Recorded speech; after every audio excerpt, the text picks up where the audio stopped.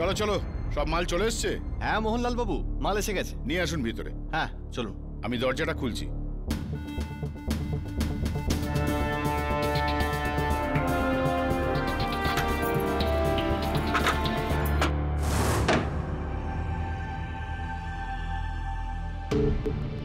আসুন এইদিকে।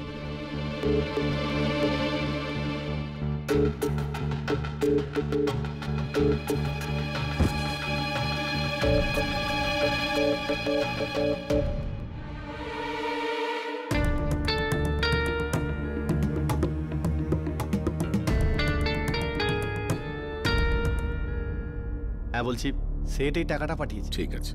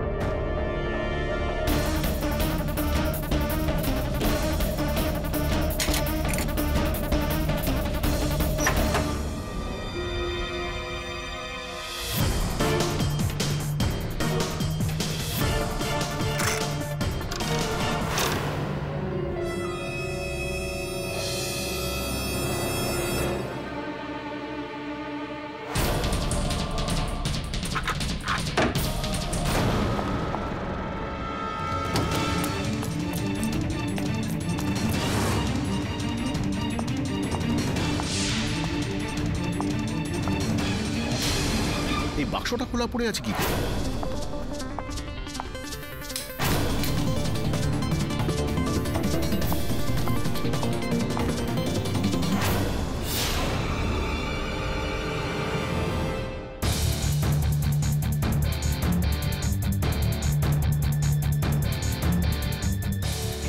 কে কে আছে ওখানে? কে আছে? কে আছে এখানে? কে?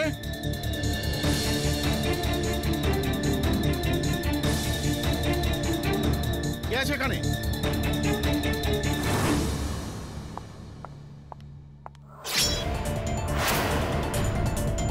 কে আছে এখানে?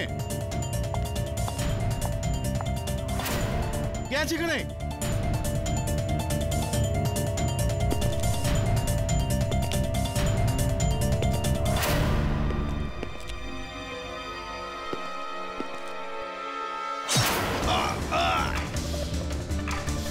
কে তুমি? আমাকে বেরো না। কে তুমি? আরে আরে আরে বাস বাস বাস, প্লিজ যা চাই তোমার নিয়ে নাও, আমাকে বেরো না।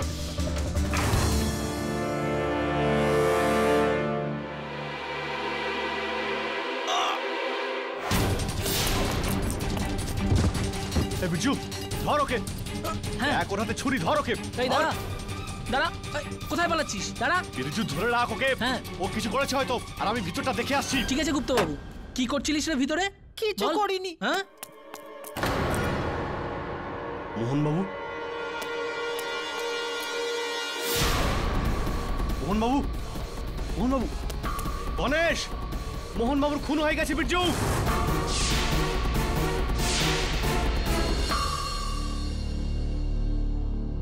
ক্রাইম আর ক্রিমিনালস অদ্ভুত হয়ে গেছে।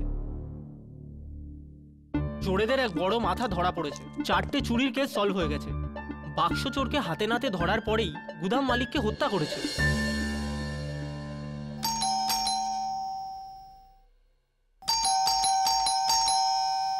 এই কেসটাই এসছে। স্যার আপনি এত নিশ্চিত হচ্ছেন কিভাবে? কেননা যখন আমি কোনো বিষয়টা নিয়ে কথা বলি, কোনো বিষয়ে আমি খবরের কাগজে পড়ি বা কোনো বিষয়ে টিভিতে দেখি, তখন সেই কেসটাই দৌড়ে আমার কাছে চলে আসে। স্যার মিসেস বিলুমরিয়াও তো হতে পারে।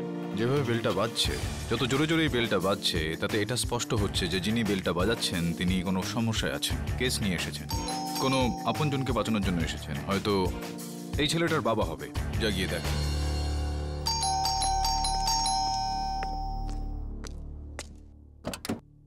কেডি পাঠক বাবু, ওনার সঙ্গে আর্জেন্ট দরকার আছে। হ্যাঁ হ্যাঁ আসুন। আগে কেডি সাহেব, কেডি সাহেব, আমার ছেলেটাকে বাঁচিয়ে দিন। ওকে খুনের অপরাধে পুলিশ ধরে নিয়ে গেছে সাহেব। বসুন আপনি, বসুন। এই আপনার ছেলে? হ্যাঁ কেডি সাহেব, এই আমার ছেলে।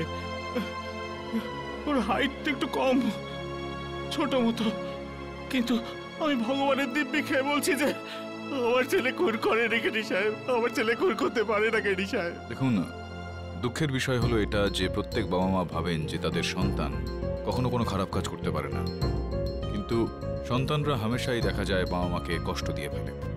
হতে পারে আপনার ছেলে এরকম কিছু করেছে। আমার ছেলে ছোটবেলায় অনেক দুঃখ পেয়েছে কেডি সাহেব। ওই মানুষটাকে কেউ বুঝতেই পারেনি কেডি সাহেব। স্কুলে ওকে নিয়ে মজা করত, এই কারণে ওর স্কুল ছাড়িয়ে দিয়েছিলাম আমি। যখন পরিশ্রম করে ও কামাতে চাইলো তখন কেউ ওকে কাজ দিত না কেডি সাহেব। তবুও ওর মনে দুনিয়ার জন্য ভালোবাসা আছে। ও তো পথে পড়ে থাকা জানোয়ারকেও সাহায্য করে কেডি সাহেব। এমন মানুষ অন্য মানুষের প্রাণ কি করে নেবে সাহেব? আমি বুঝতে পারছি, কিন্তু এক্ষেত্রে আপনার ছেলে স্বয়ং পুলিশকে এই বয়ান দিয়েছে যে ও চোরদের ওই দলে সামিল ছিল, 4-4টে চুরিও করেছে। সাহেব, ও আমার জন্য চুরি করতো সাহেব। আমার ক্যান্সার আছে কেডি সাহেব। আপনি তো জানেন ক্যান্সারের চিকিৎসা কতটা খরচা হয়। আমার চিকিৎসার জন্য রাজু চুরি করতো কেডি সাহেব। সাহেব, যদি আমি জানতাম যে চুরির টাকা দিয়ে রাজু আমার চিকিৎসা করাচ্ছে, তোকে আমি আটকাতাম সাহেব। কেডি সাহেব, আমার ছেলে খুন করতে পারে না সাহেব। বাঁচান আমার ছেলেকে, ও খুন করতে পারে না সাহেব। সাহেব, ও খুন করতে পারে না। আমি দেখছি। চেহারা দেখে তো সাদাসিধেই মনে হচ্ছে। বরুণ, রাজু যদি এই হত্যাটা না করে থাকে, তাহলে এই হত্যাটা এমন কোনো ব্যক্তি করেছেন যার মোহনলালের মৃত্যুতে লাভ হয়েছে হয়তো। শুরু থেকে শুরু করা যাক। মোহনলালের সম্বন্ধে যাবতীয় খোঁজ খবর নিয়ে আয়। কার সঙ্গে ওর ওঠা বসা ছিল, ব্যবসার সঙ্গে কে কে জড়িত, বাড়িতে আত্মীয় স্বজন, ইত্যাদি ইত্যাদি। ইওর অনার, এই কথাটা খুব ভালোভাবে জানা সত্ত্বেও কি যতক্ষণ অপরাধ প্রমাণ না হয়ে যায়, আদালতের জন্য কোনো ব্যক্তি অপরাধী নয়। আমার মনে হয় যে কিছু কেসে এরকম করে আমরা আদালতের মূল্যবান সময় নষ্ট করে দিই।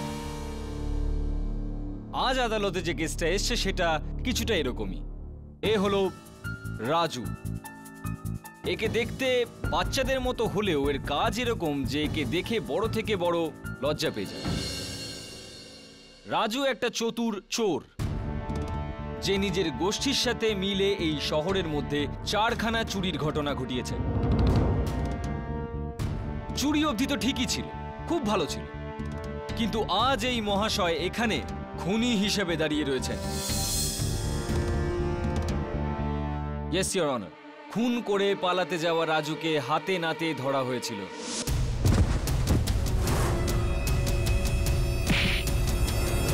আর রাজুর দেওয়া তথ্যের উপর ভিত্তি করে পুলিশ এর গোষ্ঠীকেও গ্রেপ্তার করে ফেলেছে। ইওর অনার, রাজু গুদামগুলোকে নিজের টার্গেট বানায়। গুদামে মাল সাপ্লাই করা লোকেরা রাজুর ইনফর্মার ছিল। আর রাজু নিজের বামন হওয়ার সুবিধা নিয়ে বক্সে লুকিয়ে পড়ত। আর তারপর ডেলিভারি দেওয়ার লোকেরা খুব নিশ্চিন্তে ওই বক্সটাকে গুদামের ভিতর লুকিয়ে ফেলত।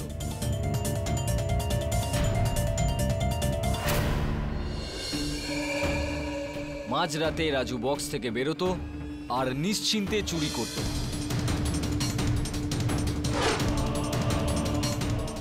আর তারপর রাজু চুরি করা মালগুলো সঙ্গে নিয়ে আবার বাক্সতে লুকিয়ে পড়ত।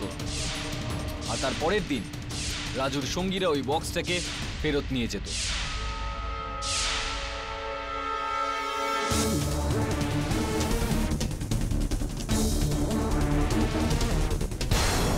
ইওর অনার, এটা খুব দারুণ প্ল্যান ছিল, যেটা 4 বার একদম সাকসেসফুল ছিল। কিন্তু 5ম বার মালিকের হঠাৎ গুদামে আবার ফিরে আসার কারণে গন্ডগোল হয়ে যায়। গুদাম মালিক মোহনলাল ওকে ধরার চেষ্টা করে, তো এ ভীষণ নিষ্ঠুরভাবে ওনাকে হত্যা করে দেয়।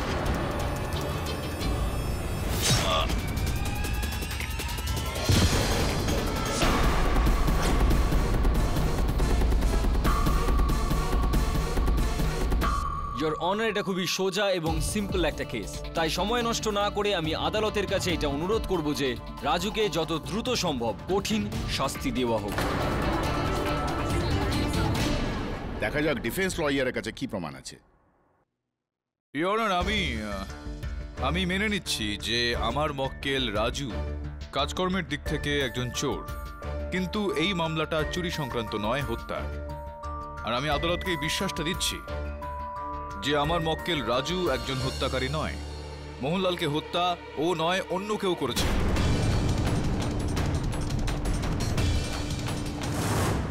এটা কি অযৌক্তিক কথা বলছেন আপনি গিরি সাহেব?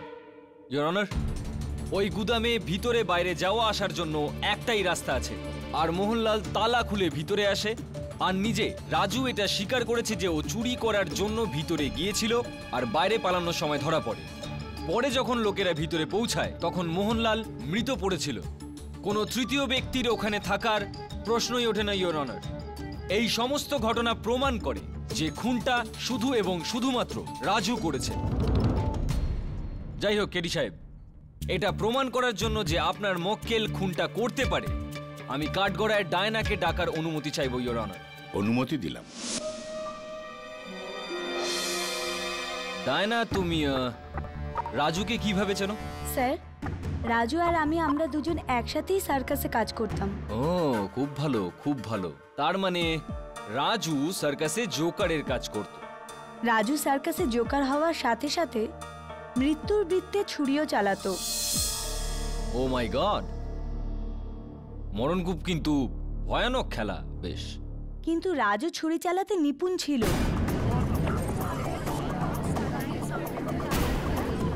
এরকম কি কখনো হয়েছে যে রাজুর ছুড়ে দেওয়া ছুরিতে তুমি আঘাত পেয়েছো? হ্যাঁ, একবার এরকম হয়েছিল। দুর্ঘটনাবশত নাকি রাজু ইচ্ছে করে এরকম করেছিল? স্যার, এটা তো আমি বলতে পারবো না, কিন্তু হ্যাঁ, ওই দিন শোয়ের আগে আমার আর রাজুর মধ্যে একটা ঝগড়া হয়েছিল। ডায়না, তুই আমাকে ভালো না বেশে ভালো করলি না। এবার দেখ তুই আমি কি করতে পারি।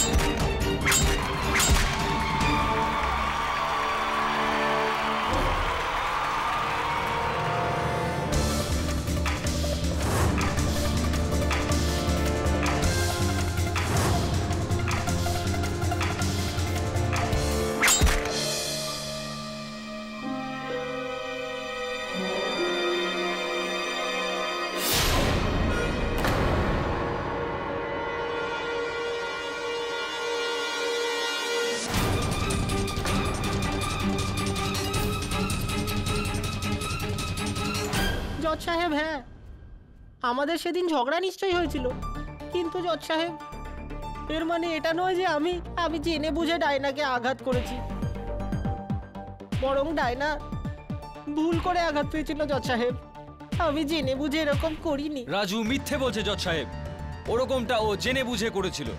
রাজু একজন হিংসাত্মক প্রবৃত্তির মানুষ, যে রেগে গেলে যে কোনো মানুষের হত্যা করতে পারে। আর এমন কি, এটা সেই ছুরি যেটা দিয়ে মোহনলালের হত্যা করা হয়েছিল।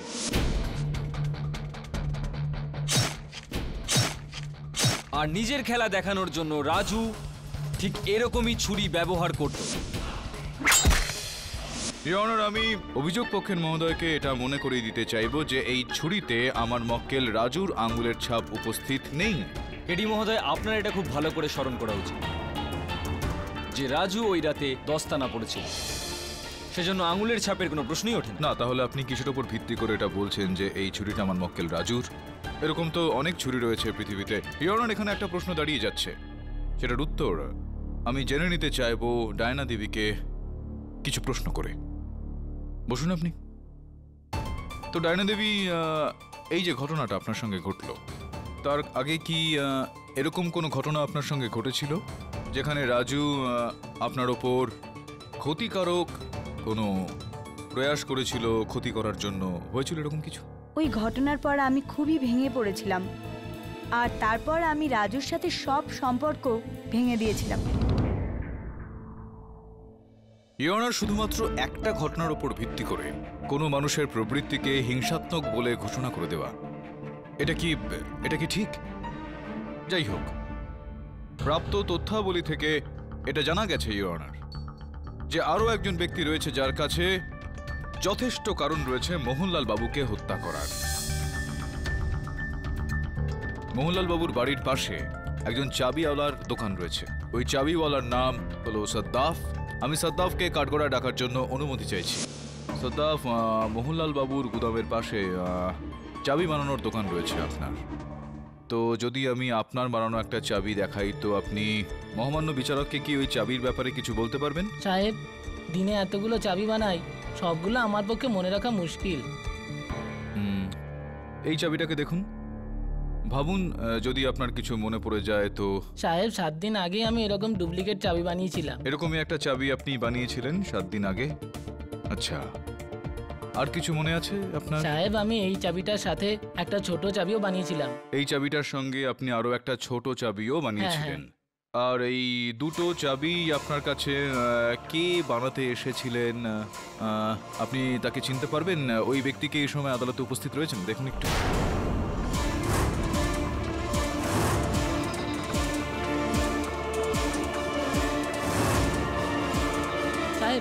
সাহেব, ওই লোকটা।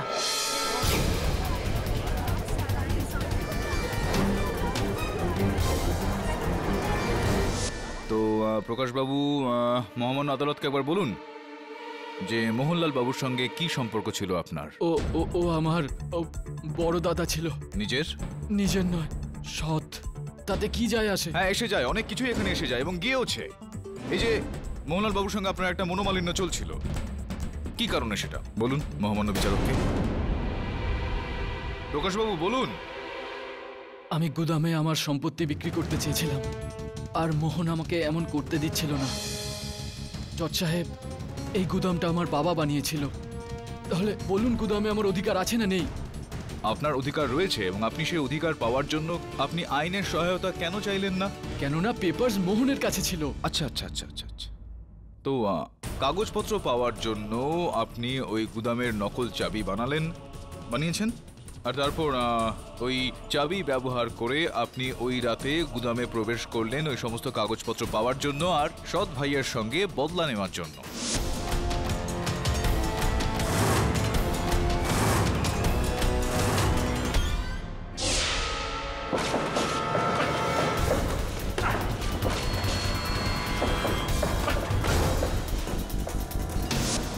ইওর অনার, ওই রাতে গুদামে রাজুর উপস্থিতির কারণে প্রকাশের এই প্ল্যানটা বিফলে চলে গেল, আর ইনি মোহনলাল আর রাজুর মধ্যে এই হাতাহাতিটা দেখলেন।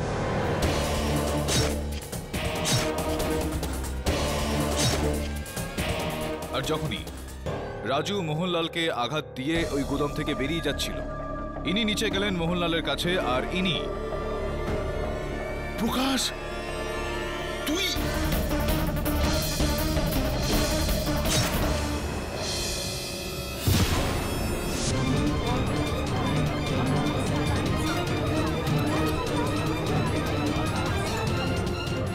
না, এমন কিচ্ছু করিনি আমি জজ সাহেব। কেডি সাহেব, যদি আপনার কথায় এতটুকুও সত্য থাকে, তাহলে সেই রাতে প্রকাশকে গুদাম থেকে বেরোনোর সময় কেউ কেন দেখতে পায়নি? সেটা এই কারণে, যেই মুহূর্তে মোহনলালের মৃত্যুর খবরটা ছড়িয়ে পড়লো তখন বাইরে ভিড় জমে গেল, আর খুবই চালাকির সঙ্গে উনি ওই ভিড়ের একটা অংশ হয়ে পড়লেন। ইয়নার পুলিশের তালিকা অনুযায়ী প্রকাশ বাবু ওখানে উপস্থিত ছিলেন। উনি মোহনলাল বাবুর দেহটা শনাক্তও করলেন, উনি নিজের বয়ানও দিলেন। শুধুমাত্র এতটাই নয়, উনি কাগজপত্র সেখান থেকে চুরি করলেন। Objection your honour, Prakash paper চুরি করার জন্য গুদাম আর আলমারির নকল চাবি বানিয়েছিল। যদি ওর মোহনলালকে খুন করার দরকারই ছিল, তাহলে ও এইসব কেন করত? প্রকাশ, তুমি আদালতকে বলো যে সত্যটা কি, ওই রাতে কি হয়েছিল। এটা সত্যি জজ সাহেব যে আমি পেপারস চুরি করার জন্যই গোদামের ডুপ্লিকেট চাবি তৈরি করেছিলাম, আর আমি সেই দিন গোদামের বাইরে সঠিক সময়ের জন্য অপেক্ষা করছিলাম। আর তারপর আরে আমাদের মোহন বাবুর খুন হয়ে গেছে, দেখ কি অবস্থা। কি হয়ে গেল আমার দাদার? কে মেরেছে? কে? ও মেরেছে মোহনবাবুকে। আমি একে মারিনি, আমার উপর সন্দেহ করবেন না। যদি তুই না মেরে থাকিস তাহলে কে মেরেছে? মোহনবাবুকে দেখ, ওনাকে কে ছুরি মেরেছে, আর তোরাতেই তো ছুরি রয়েছে। ওই মেরেছে। না, আমি মারিনি। আরে পুলিশকে ডাকো। হ্যাঁ,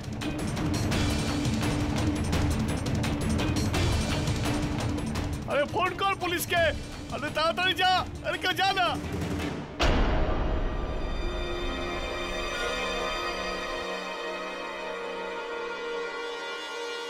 আরে বিরজু ফোনটা কর না। আমার দাদাকে মেরে দিয়েছে। আরে আমার দাদাকে মেরে দিয়েছে। আরে কেউ পুলিশকে ফোন করো। আরে কেউ তো ডাকো পুলিশকে, দেখো যেন পালাতে না পারে। আমার দাদাকে মেরে দিল রে। হ্যাঁ, আমি পেপারস চুরি করেছিলাম, কিন্তু আমি খুন করিনি, আমি খুনি নই।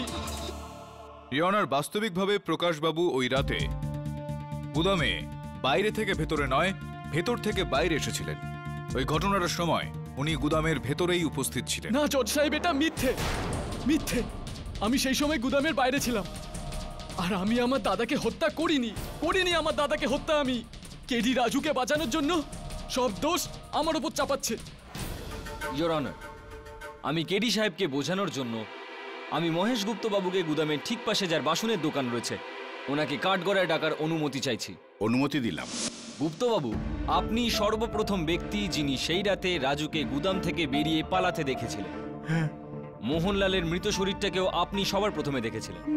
আপনি কি ঠিক করে মনে করে বলতে পারেন ওই রাতে প্রকাশ গুদামের ভিতর থেকে বাইরে আসে নাকি বাইরে থেকে ভিতরে গুদামে যায়?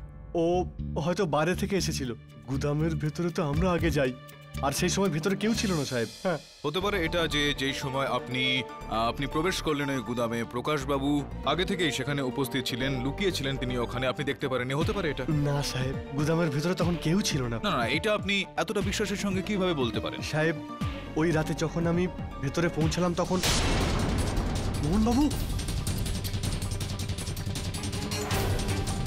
মোহনবাবু, মোহনবাবু, গণেশ, মোহনবাবুর খুন হয়ে গেছে। বিরজু, খুন করেছিস তুই?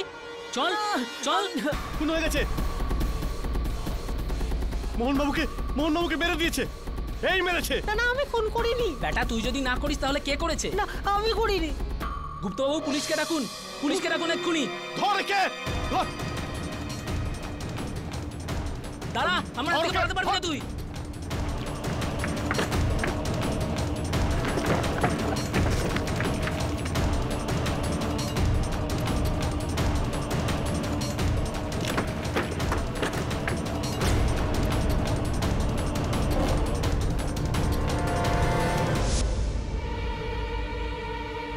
সাহেব, এই নাটাকে ধরার চক্করে আমাদের অবস্থা খুবই খারাপ হয়ে গিয়েছিল। এ আমাদের সারাটা গুদাম দৌড় করিয়েছিল। যদি জজ সাহেব অন্য কেউ থাকলে তাহলে আমরা দেখতে পেতাম না। এক্সকিউজ মি ইওর অনার, আমি কেডি স্যারকে কিছু জরুরি পেপার দিতে চাই। দিয়ে দিন। কেডি সাহেব, এবার তো আপনার থার্ড পার্সন পলিসি ফেল হয়ে গেল। অস্ত্র ফেলে দিন। গুপ্তবাবু, আপনি যেতে পারেন। না না না না না, চলে যাবেন, কিন্তু যাওয়ার আগে আমাদের কিছু প্রশ্নের উত্তর দিয়ে দিন, তারপর চলে যাবেন আপনি। হ্যাঁ, এটা বলুন যে যেই সময় আপনি প্রবেশ করলেন ওই গুদামে মোহনলাল বাবু কি পরিস্থিতিতে ছিলেন? অর্থাৎ মরে গিয়েছিলেন, জীবিত ছিলেন? সাহেব কতবার বললাম আমি আপনাকে, উনি মারা গিয়েছেন। উনি জীবিত ছিলেন, আপনি ওনাকে মেরেছেন।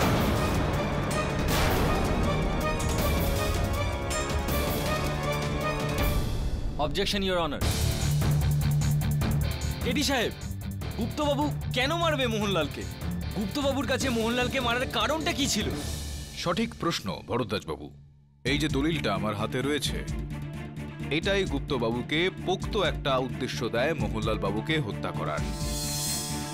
তো একটু বলুন আমাদের অভিযোগ পক্ষের মহোদয়কে যে কয়েকদিন আগেই মোহনলাল বাবুর সঙ্গে আপনার একটু তর্কাতর্কি হয়েছিল, বিষয়টি হাতাহাতির পর্যায়ে হাতাহাতিতে পৌঁছেছিল, মনে পড়ছে না? আমি মনে করিয়ে দিচ্ছি। অনার, গুপ্তবাবুর জীবিকা বলতে একটাই রয়েছে, ওনার ওই বাসনের দোকান, যেটা মোহনলাল বাবুর গোদামের একদম ঠিক পাশেই রয়েছে, ওটা ঠিক গায়ে লাগানো অবস্থায়, যেটা মোহনলাল বাবু দখল করতে চাইছিলেন। ঠিক বলছি আমি, দখল করতে চাইছিলেন তো আপনার দোকানটা, না মোহনলাল বাবু? তো ধর ওকে, দেখ ওটাতে ছুরি, ধর ওকে, বিরজু ধরে রাখ ওকে, ও কিছু করেছে হয়তো, আর আমি ভিতরটা দেখে আসছি। মোহন বাবু, গুপ্তা,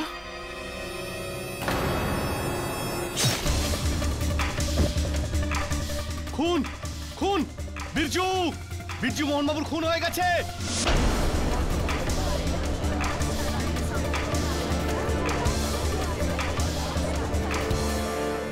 এক মিনিট। চলুন মেনে নিচ্ছি যে গুপ্তবাবুর কাছে মোহনলালকে মারার জন্য একটা বিশেষ কারণ ছিল, কিন্তু আপনার কি মনে হয় যে গুপ্তবাবু মোহনলালকে হত্যা করার জন্য একটা খুব ধারালো এবং লম্বা অস্ত্র নিয়ে নিজের পোটলায় রেখে ঘুরতেন? কথাবার্তার এই ওজনটাকে কমিয়ে দেওয়ার ক্ষমতা আপনার মানতেই হবে ভরদ্বাজবাবু। এখন গুপ্তাবাবু তার পোটলায় ঠিক কি নিয়ে ঘুরতেন সেটা তো ওনার কর্মচারীরাই, ওনার দোকানে কাজ করা ওই যে বীরজু রয়েছে, ওই ভালো বলতে পারবে। হ্যাঁ বীরজু ভাই, বলুন যে ওই রাতে গুপ্তবাবুর পোটলায় কোনো ধারালো অস্ত্র লুকিয়েছিলেন, এরকম কি কিছু ছিল ওনার পোটলায়?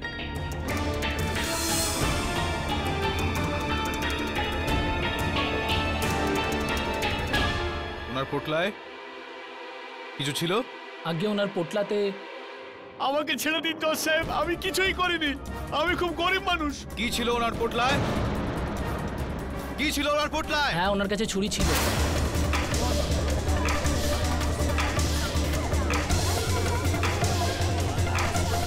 ছুরি ছিল? আরে ছুরি তো আমি নিজের কাজের প্রয়োজনে রাখি জজ সাহেব। আপনার যদি কিছু বলার থাকে কাঠগড়া এসে বলুন। জজ সাহেব, ছুরি তো আমি নিজের সুরক্ষার জন্য রেখেছিলাম, আর যদি বলেন দোকানের, তো আমি মোহনবাবুকে বিক্রি করে দিয়েছিলাম। 3 দিন আগে উনি আমার থেকে দোকানটা কিনে নেন, আর সেটার টাকাও দিয়ে দিয়েছিলেন, আর আমাকে 1 মাসের সময় দিয়েছিলেন যে আমাকে দোকানটা সরিয়ে নিতে, আর আমি পাশে একটা দোকানও কিনে নিয়েছিলাম। এবার আপনিই বলুন, আমি মোহনবাবুকে খুন কেন করতে যাব? কেন করব জজ সাহেব? আমি খুন করিনি। হ্যাঁ, তো কেডি সাহেব, যখন মোহনলাল বাবু গুপ্তবাবুর দোকানটা কিনেই ফেলেছিলেন, তাহলে আপনার মতে এমন কি বিশেষ কারণ থাকতে পারে যে গুপ্তবাবু মোহনলালকে খুন করে দেবে? জজ সাহেব, এতক্ষণে আমরা খুব ভালো করেই বুঝে গেছি যে ওই রাতে গুদামের বাইরে থেকে ভিতরে কেউ ঢোকেনি। যে ব্যক্তি খুন করে থাকুক না কেন, সে ওই সময় গুদামের ভিতরেই উপস্থিত ছিল, আর সে ব্যক্তি রাজু ছাড়া আর কেউ নয়।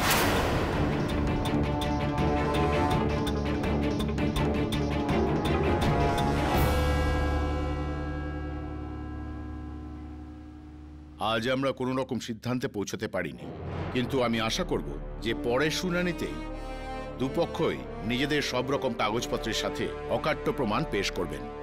ততক্ষণ পর্যন্ত আমি এই আদালত মুলতুবি রাখলাম। রাজু, যেই ছুরি দিয়ে মোহনলাল বাবুকে হত্যা করা হয় সেই ছুরিটা তোমারই না? আসলে কেডি স্যার, যে ছুরিটা দিয়ে মোহনলালের খুন হয়েছে সেই ছুরিটা আমারই। কিন্তু কেডি স্যার, সেই ছুরিটা তো আমি অনেক আগে হারিয়ে ফেলেছি। কেডি স্যার, আমি আমার সমস্ত ছুরি আমার কাছেই রাখি, আর ওগুলোর মধ্যে একটা ছুরি কি করে হারালো আমি জানি না। তোমার ছুরি তুমি রেখেছিলে, এমনি উধাও হয়ে গেল, তুমি জানো না এটা কিভাবে হতে পারে? দেখো রাজু, তুমি কিছু লুকোচ্ছ আমার কাছে। কি লুকোচ্ছ তুমি আমার কাছে, বলো।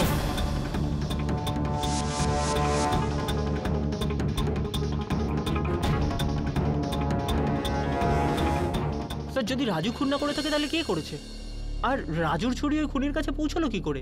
এটাই তো ধাঁধা বরুণ, তুই তো শুনলি না, হত্যাকারী সবসময় কোনো না কোনো চিহ্ন ফেলে যায়। তুই ওই ঘটনাস্থলে যা আর একটু তল্লাশি কর, যা।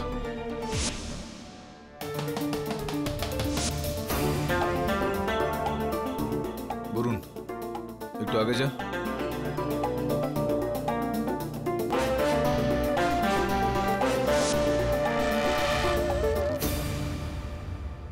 ওপরের অংশটা একবার দেখা।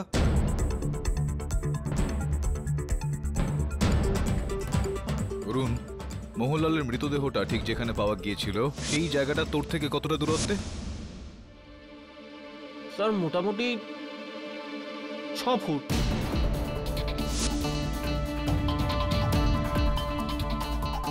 এক মিনিট দাঁড়া, ওখানে দাঁড়া, একটু পিছনে আয়।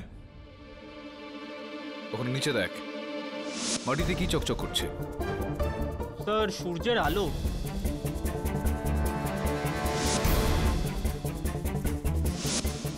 ক্যামেরাটা উপরে করে একবার দেখা, এই আলোটা কোথা থেকে আসছে? অরুণ, একবার পুরো গুদামটা দেখা। দেখাচ্ছি।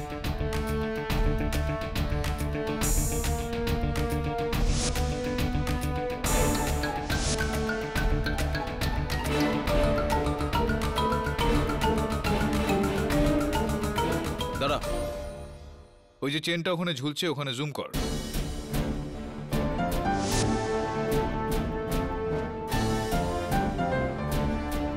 ওই যে চেনটা ঝুলছে সেটা আলোর সোর্সটা থেকে কতটা দূরত্বে? স্যার, মোটামুটি 4 ফুট। আর ঘটনাস্থল থেকে? স্যার, মোটামুটি 3 ফুট। একটা কাজ কর, এই চেনটা থেকে কোনো ভারী বস্তু টাঙিয়ে ঝোলা। হ্যাঁ স্যার।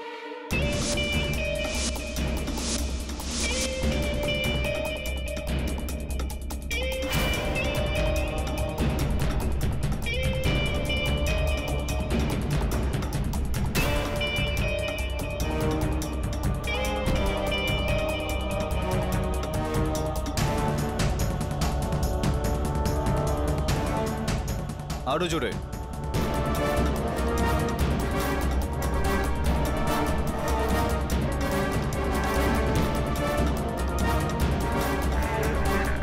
ঠিক আছে, গট ইট। হ্যাঁ স্যার। চল এবার ছাদে যা।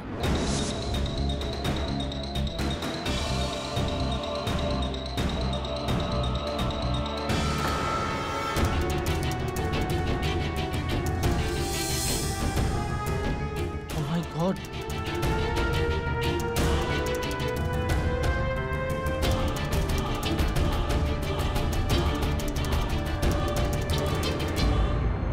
ইওর অনার, খুবই বিচিত্র হয়ে গেছে এই কেসটা। এই কেসের সঙ্গে জড়িত সমস্ত সাক্ষীর কাছে মোহনলাল বাবুকে মারার কারণ রয়েছে। রাজু ভাগ্নে চাইছিল এবং সেই কারণে হয়তো ও মোহনলাল বাবুকে মেরেছে।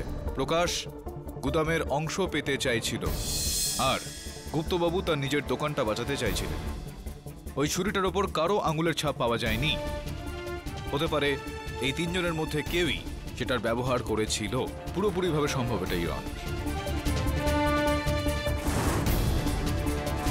এখন গুপ্তবাবুর দোকানটা তো মোহনলাল বাবু কিনেই নিয়েছিলেন, তো গুপ্তবাবুর ওপর থেকে সন্দেহটা উঠে যায়। প্রকাশবাবুর বিষয়ে যা যা জানা দরকার সেটা জেনে নিয়েছি আমি। রাজুর সম্বন্ধে বেশ কিছু বিষয় জানার জন্য আমি অনন্তবাবুকে কাঠগড়ায় ডাকার জন্য অনুমতি চাইছি। অনুমতি দিলাম। অনন্তবাবু, কি করেন আপনি? আগে স্যার আমি কাপড়ের দোকানের সেলসম্যান, আচ্ছা। আর তার আগে আমি অজন্তা সার্কাসে কাজ করতাম। এই রাজুও সার্কাসে কাজ করতো? হ্যাঁ স্যার। জানতেন নিশ্চয়ই আপনি ওকে। হ্যাঁ। তো কি বলতে পারেন আপনি ওর সম্বন্ধে? আগে রাজু তো এমনিতেই ছোটখাটো, কিন্তু ওর মন খুব বড়। আমি সর্বদাই ওকে অন্যের কাজে সাহায্য করতে দেখতাম। অন্যদের হ্যাঁ, অন্যদের। সাহায্য করতে আপনি দেখেছেন। হ্যাঁ। এই যে আপনি বললেন যে আপনি কাপড়ের দোকানে আগে কর্মচারী একজন, সার্কাস কেন ছেড়ে দিলেন আপনি? স্যার, সার্কাসের মালিক মুরুগান হঠাৎ করেই মারা যায়। হঠাৎই? কিভাবে? স্যার, একদিন সকালে ওকে মৃত অবস্থায় বিছানায় পাওয়া যায়। মামলা পুলিশ পর্যন্ত পৌঁছেছিল, কিন্তু জানা যায়নি কি হয়েছিল। আমি শুনেছি যে ওনার মৃত্যুর পর ওনার মৃতদেহের আশপাশে ওনার ঘরে কোথাও ওনার নামে একটা পয়সাও পাওয়া যায়নি। এই সার্কাস কি এমনি বিনা পয়সায় চলতো? না স্যার, এমন তো নয়। মুরুগান সাহেবের কাছে প্রচুর টাকা ছিল, কিন্তু আমাদের সার্কাস এই শহর থেকে ওই শহরে যাতায়াত করত। সেই কারণে মুরুগান সাহেব টাকা ব্যাংকে না রেখে সর্বদাই নিজের কাছে রেখে দিতেন। কিন্তু হ্যাঁ, ওনার মৃত্যুর পরে ওনার কাছে কিছুই পাওয়া যায়। তো কেউ খোঁজার চেষ্টা করেননি ওই টাকা পয়সাগুলো? হ্যাঁ স্যার, ওনার সমস্ত আত্মীয় স্বজন টাকা খোঁজার অনেক চেষ্টা করেছিল। হামেশাই এরকমটা হয়ে থাকে। আমাদের ওরা এতটাই ঝামেলায় ফেলেছিল, কিন্তু আমরা কিছু জানলে তবে তো বলতে পারবো না। অবজেকশন ইওর অনার, এই সার্কাসের ফালতু গল্প শুনিয়ে আদালতের সময় নষ্ট করা হচ্ছে। না না না, সময় নষ্ট করা হচ্ছে না, সময়ের একটা সৎ ব্যবহার করছি আমি। আদালতে এই বিষয়টা প্রস্তুত করার একটা চেষ্টা আমি এখানে করছি যে মোহনলাল বাবুর হত্যা সার্কাসের মালিক মুরুগানের টাকা পয়সার কারণে হয়েছিল। মুরুগানের টাকা? আগে হ্যাঁ হ্যাঁ। মুরুগানের টাকার সঙ্গে মোহনলালের মৃত্যুর কি কারণ থাকতে পারে? মুরুগানের টাকা আর মোহনলালের মৃত্যু দুটোই আলাদা আলাদা ঘটনা। আলাদা আলাদা ঘটনা রয়েছে, কিন্তু সেগুলো একসঙ্গে সব জড়িত। আর এই যোগসূত্রটা রাজু।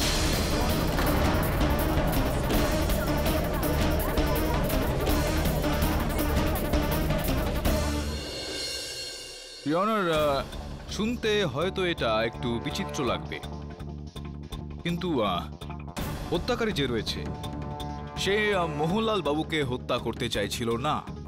তার উদ্দেশ্য ছিল রাজুকে মারার।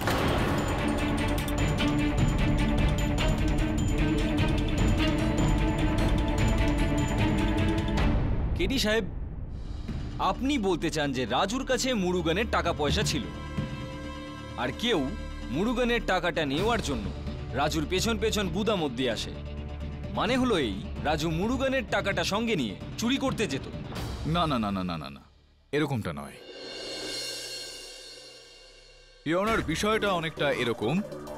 সর্বপ্রথম মুরুগান সাহেবের টাকা পয়সা রাজুর কাছে ছিল না, কিন্তু রাজু জানতো যে টাকা পয়সাটা ঠিক কার কাছে রয়েছে, আর রাজু সেই ব্যক্তিকে ব্ল্যাকমেল করে চলেছিল। আমি ঠিক বলছি রাজু? আগে হ্যাঁ। ইওনার রাজু ঠিক যাকে ব্ল্যাকমেল করছিল সেই ব্যক্তি রাজুর ওপর রেগেছিল, এমনকি বিরক্ত হয়েছিল। সেখান থেকে মুক্তি পাওয়ার জন্য ওই ব্যক্তি একটা পরিকল্পনা করে। ওই রাতে ওই গুদামের মধ্যে প্রবেশ করে রাজুকে মেরে রাজুর মৃতদেহটা ওই বাক্সের মধ্যে বন্দি করতে চাইছিল। রাজুর সঙ্গী ওই বাক্সের মধ্যে রাজুর মৃতদেহটা খুঁজে পেয়ে স্বয়ং এটাকে বেপাত্তা করে ফেলতো। এই হত্যাটার পুলিশে কোনো রকম রিপোর্টও পর্যন্ত করা হতো না। কিন্তু মোহনলাল বাবুর গুদামে ফিরে আসার কারণে এই পরিকল্পনাটা ব্যর্থ হয়ে যায়। মোহনলাল বাবু রাজুকে ধরে ফেলে। রাজু পালিয়ে যাওয়ার জন্য মোহনলাল বাবুকে আঘাত করে, আরও ওখান থেকে পালিয়ে যায়, আর ধরা পড়ে যায়। যখন হত্যাকারী এই সব কিছু দেখে ফেলে আর তার মনে হয় যে যদি পুলিশ চলে আসে তো ও সেখানে ধরা পড়ে যাবে আর রাজুর বন্ধু বলে তাকে মানা হবে, এই কারণে সে মোহনলাল বাবুকে হত্যা করে ফেললো আর ওখান থেকে পালিয়ে গেল। এক মিনিট, ও বাইরে কি করে পালালো? বাইরে তো ভিড় ছিল আর ভিতরে গুপ্তবাবু ছিলেন। আমি জানতাম যে আপনি এই প্রশ্নটা করবেন। এই দেখুন, এই হচ্ছে সেই বিষয়। ইওর অনার, আমিও চাইবো যে আপনিও এই ছবিগুলো দেখুন। ইওর অনার, প্রথম ছবিটা যেটা আপনি দেখতে পাচ্ছেন ওটা ওই গুদামের মেঝেতে আলো পড়ে রয়েছে। এই আলোটা ছাদে হওয়া ফুটো থেকে আসছে ইওর অনার, আর এই ফুটোটা কোনো ব্যক্তি টাইল ঠিক মতো সেই জায়গায় রাখেনি, যেই কারণে ওই ফুটোটা ছাদের ওপর হয়েছিল, যার মানে এটা দাঁড়ায় যে যেই ব্যক্তি ওই গুদামে আসে সে ওই ছাদের ওপর দিয়ে আসে।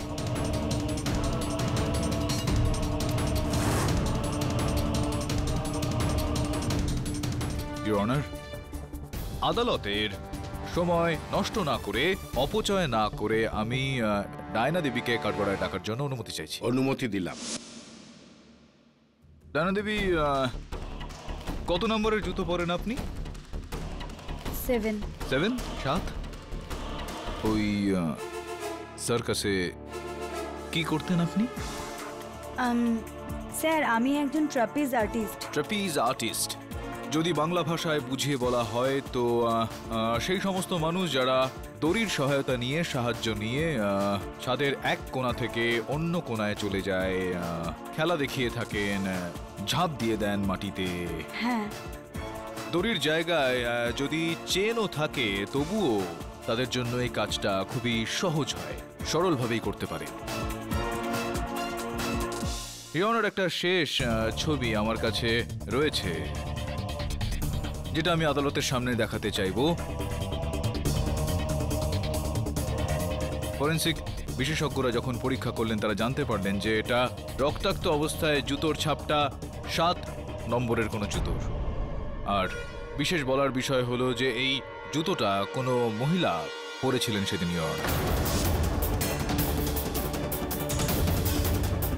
এতে এটা স্পষ্ট হয়ে যায় ইওর অনার যে যেই ব্যক্তি ওই গুদামে ছাদ দিয়ে ঢুকে নিচে এসে যে মোহনলাল বাবুকে হত্যা করে সে অন্য কেউ নয়, ডায়না দেবী ছিল।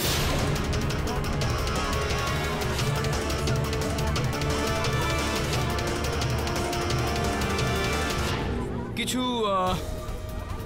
সাক্ষ্য আরো ইওর অনার, এই কাগজপত্র আমরা খানা তল্লাশির সময় ওখান থেকে পেয়েছি, যা থেকে এটা জানা যাচ্ছে যে প্রতি মাসে ডায়না দেবী রাজুকে টাকা পয়সা পাঠাতেন।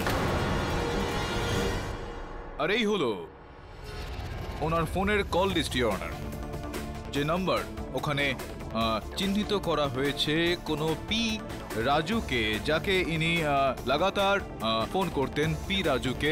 আপনার নাম কি পি রাজু? হ্যাঁ স্যার। ডায়না দেবী, কি এখনো প্রমাণ করা এটা বাকি রয়ে গিয়েছে যে রাজু আপনাকে ব্ল্যাকমেল করত আর প্রতি মাসে আপনি ওকে টাকা পয়সা পাঠিয়ে যেতেন? প্রশ্নটা শেষই হয়ে গিয়েছে, শুধুমাত্র এটা যে কোন বিষয়টাকে নিয়ে রাজু আপনাকে ব্ল্যাকমেল করত সেটা কি আপনি নিজে বলবেন নাকি আমি এখানে বলে দেবো এখন? আপনি ঠিক বলছেন কেডি স্যার, মুরগানের টাকা আমি চুরি করেছি আর ওকে বিষ দিয়ে আমিই মেরেছিলাম।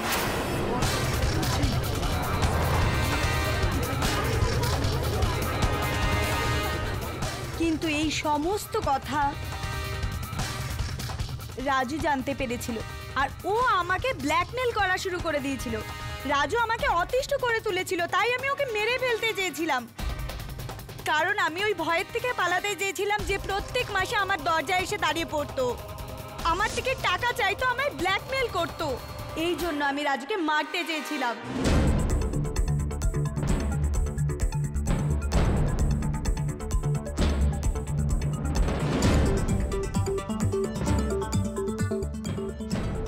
রাজুকে ডেলিভারি করার লোকেরা গুদামের ছবি দিয়েছিল, আমিও সেই ছবিগুলোকে দেখেছিলাম।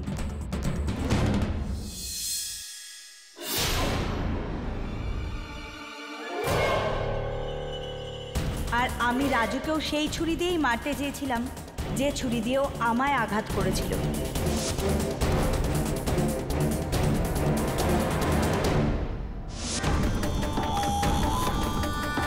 আমি দড়ির সাহায্যে গুদামের ভেতরে প্রবেশ করি।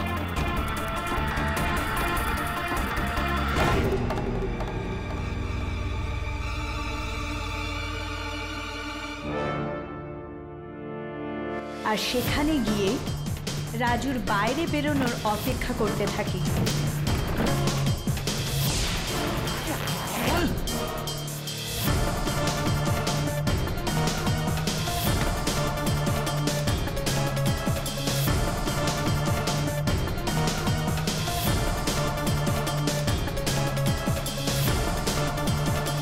তখনই আমি দেখি গোডাউনের মালিক ভেতরে আসে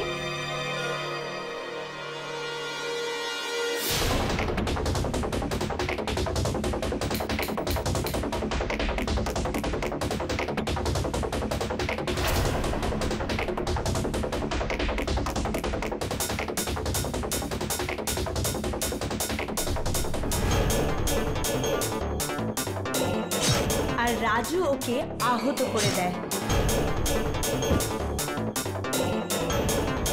আমি ঠিক করে নিই যে রাজুকে ফাঁসানোর এর থেকে ভালো সুযোগ আমি আর পাবই না। তারপর আর কি, আমি ওই গোডাউনের মালিকের খুন করে ফেলি, যাতে সব দোষ রাজুর দিকে চলে যায় আর সারা জীবন যেন ও জেলে পচতে থাকে।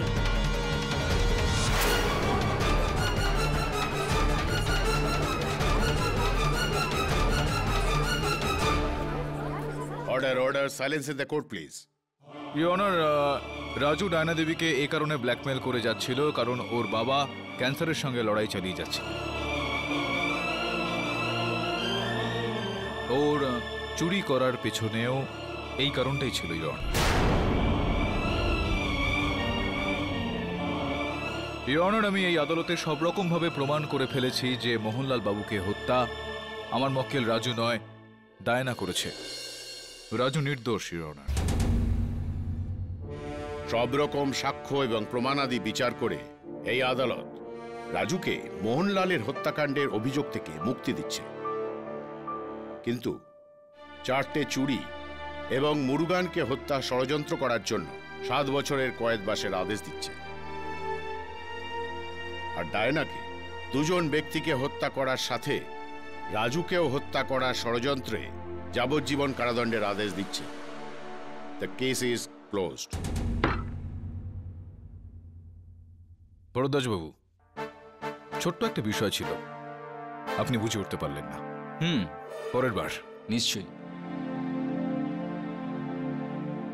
থ্যাংক ইউ কেডি স্যার, আপনাকে অনেক অনেক ধন্যবাদ কেডি স্যার, অনেক অনেক ধন্যবাদ। একদম দুশ্চিন্তা করবে না।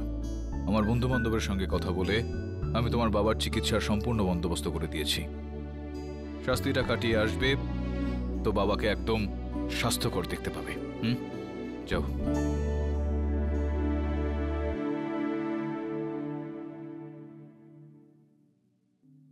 স্যার, এই কেসটাতে সবাই সাজা পেল, সবাই কিছু না কিছু অপরাধ করেছে। এটাই জীবনের নিয়ম বরুণ, অপরাধ যখন করেছে তখন শাস্তি তো পেতেই হবে।